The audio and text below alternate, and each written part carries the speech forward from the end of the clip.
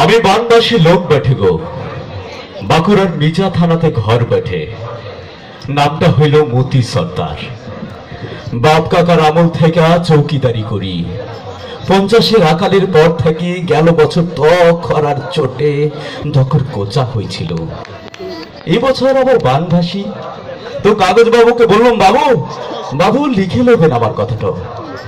গায়ের লোকে কাগজ বাবুকে ভাউলাই দিলে, নাইলে লেখা কেনে। কাগজ বাবু তো ফটো তোলার পথ তাক করেই ছিল, কিন্তু বললে গো বুড়া পাগল বটে। এই দেখুন আমি পাগল হইলাম কিসে। আমার বউ বিটি দামোদরের জলে ভাইসে গেল। বুড়ি মাটা তো বিটি ঘরে যাইয়ে তৈরি ছিল, কিন্তু বললে করেলা হয়েছে। গাঁওর মানের লোক বললে না না না, ওটা পেটা হোক বটে। বাবাতে গোটা খেঁচড়া হেঁচড়ি টানাটানি করে হাসপাতালে নিয়ে যাওয়ার আগ পথেই বুড়ি মরে গেল। আর আমি এখন বানবাসী গায়ের বাস ছবে।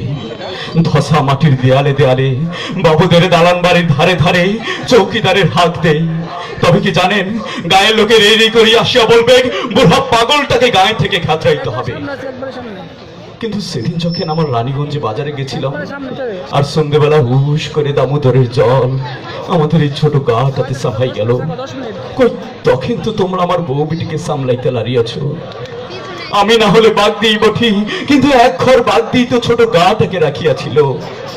আজ এই কথাটা তোমরা আমাকে না বলতে দিয়ে পাগল সাজাইছ, কিন্তু আমি পাগল নই। শুনছেন আপনারা, আমি পাগল নই, আমি চৌকিদার বঠি। চোরকে হাঁকড়ানো আমার কর্ম। আগে না হল সিধাল চোরকে হাঁকড়াইতাম, আর এখন ওই যে চোরটা এর ধানের ক্ষেতের পাশে কলকল কলকল কলকল করে বয়ে চলেছে, যে আমার বউ বিটিকে নিয়ে গেল চুরি করে। এখন আমি রাতের বেলা সবাইকে হাঁকড়াই সামলাই দেবো, বলো উনি হাতে আমি পাগল হইলাম কিসে। এখন আমি সবাইকে রাতের বেলা হাঁকড়াই সামলাই দেবো। হে